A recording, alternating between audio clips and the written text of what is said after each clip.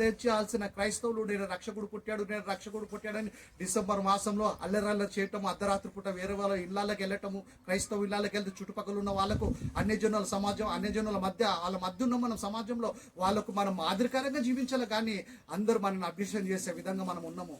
మన భక్తి ఇతరులను ఇబ్బంది కలిగించొద్దు.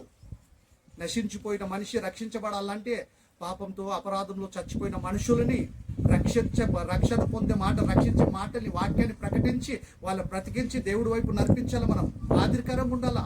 అప్పుడు దేవుడు సంతోషిస్తాడు. పౌలు అంటాడు, సువార్త ప్రకటించాల్సిన భారం నా మీద మోపబడి ఉంది. అయ్యో నేను సువార్త ప్రకటించకపోయినా నాకు శ్రమ అన్నాడు. నమ్మి బ్యాప్టిజం తీసుకున్న వాళ్ళందరి బాధ్యత ఏంటంటే ప్రత్యక్షంగా పరోక్షంగా దేవుని సువార్తను మనం ప్రకటించాలా.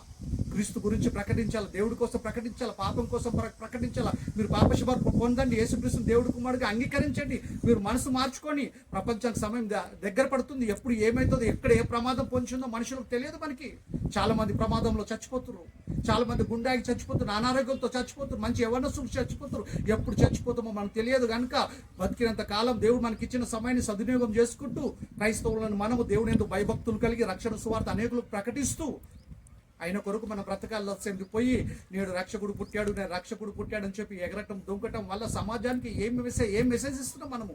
ఏ సువార్త ప్రకటిస్తున్నాము? మనము దేవుడికి దగ్గరయ్యే మాటలు చెప్తున్నామా? మనము మనుషులను మెప్పించడానికి, మనుషులను ఇంప్రెస్ చేసడానికి బోధలు చేసి ఎగురుతున్నామా? బైబుల్ ఎక్కడ ఉందా? క్యారల్స్ అనే పేరుతోని ఇంటింటికి వెళ్ళటము, ఎగరటము, దొంగటము ఎక్కడ అపోస్తులు చేయలేదు, ఎక్కడ మొదటి శతాబ్దం క్రైస్తవులు చేయలేరు. అందుకే బైబిల్లో చక్కటి మాట రాసింది. ఒక మాట చూసుకుంటాం, మన బ్రతుకు, మన జీవితాలు మార్చే దేవుడి మాటల్ని. మత్తయి సువార్త 5వ అధ్యాయం 16 వచనము, మనుషులు మీ సత్క్రియలను చూచి పరలోకమందున మీ తండ్రిని మహిమపరచున్నట్లు వారి ఎదుట మీ వెలుగు ప్రకాశింపనీయండి. మన సత్క్రియలంటే వాక్యానుసారం మన ప్రవర్తన ఉండాలా. డిసెంబర్ మాసంలోనే నేడు రక్షకుడు పుట్టాడని చెప్పేసి మళ్ళీ డిసెంబర్ దాకా మాట ఎత్తారండి. ఆయన పుట్టుక కోసం కాదు మనం ప్రకటించాల్సింది, ఆయన మరణం, సమాధి, పునరుద్ధానం కోసం ప్రకటించాలి. ఆ వాక్యం ప్రకటించినప్పుడు వారు మారు మనసు పొంది రక్షించబడి వాళ్ళ పాప క్షమార్పణ కలిగితే వాళ్ళు దేవుడి కోసం బతుకుతే పరలోకానికి పోతారు. వాళ్ళని బ్రతికించే మాటల్ని ప్రకటించాలి. చెప్పండి, నేడు రక్షకుడు పుట్టాడని మనం అరవటము, మనం ఇంటింటికి పోయి అనేకులను డిస్టర్బ్ చేస్తే కరెక్ట్ కాదు. సువార్తను మాత్రమే ప్రకటించాలా. నశించిపోయిన దాన్ని వెతికి రక్షించడానికి మనుష్య కుమారుడు వచ్చాడు కనుక మనుషులను రక్షించే మాటల్ని, సువార్త మాటల్ని మనం ప్రకటించి అనేకులను దేవుడి వైపు తిప్పాలా. ఈ సమయాన్ని ఇచ్చిన దేవుడికి క్రీస్తు నామమున కృతజ్ఞతాస్తుతులు.